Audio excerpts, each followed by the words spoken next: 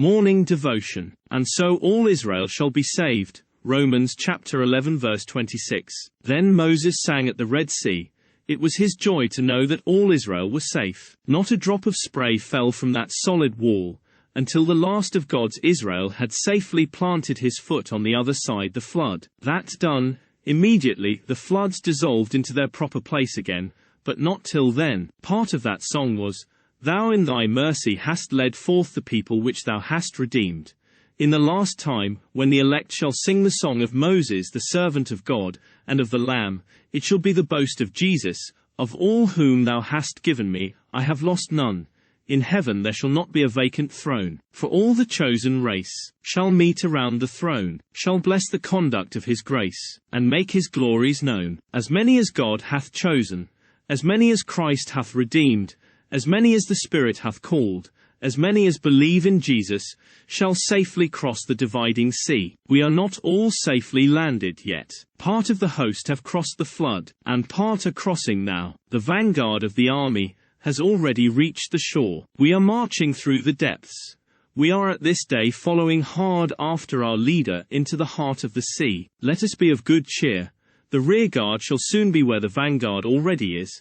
The last of the chosen ones shall soon have crossed the sea, and then shall be heard the song of triumph when all are secure. But oh, if one were absent, oh, if one of his chosen family should be cast away, it would make an everlasting discord in the song of the redeemed, and cut the strings of the harps of paradise, so that music could never be extorted from them.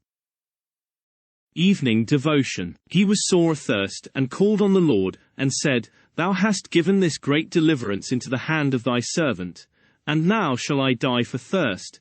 Judges chapter 15 verse 18. Samson was thirsty and ready to die. The difficulty was totally different from any which the hero had met before. Merely to get thirst assuaged is nothing like so great a matter as to be delivered from 1,000 Philistines. But when the thirst was upon him, Samson felt that little present difficulty more weighty than the great past difficulty out of which he had so specially been delivered. It is very usual for God's people, when they have enjoyed a great deliverance, to find a little trouble too much for them. Samson slays 1,000 Philistines, and piles them up in heaps, and then faints for a little water. Jacob wrestles with God at Peniel, and overcomes omnipotence itself, and then goes halting on his thigh. Strange that there must be a shrinking of the sinew whenever we win the day, as if the Lord must teach us our littleness, our nothingness, in order to keep us within bounds.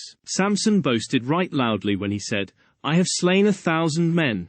His boastful throat soon grew hoarse with thirst, and he betook himself to prayer. God has many ways of humbling his people. Dear child of God, if after great mercy you are laid very low, your case is not an unusual one. When David had mounted the throne of Israel, he said, I am this day weak, though anointed king. You must expect to feel weakest when you are enjoying your greatest triumph. If God has wrought for you great deliverances in the past, your present difficulty is only like Samson's thirst, and the Lord will not let you faint, nor suffer the daughter of the uncircumcised to triumph over you. The road of sorrow is the road to heaven, but there are wells of refreshing water all along the route. So, tried brother, cheer your heart with Samson's words, and rest assured that God will deliver you ere long.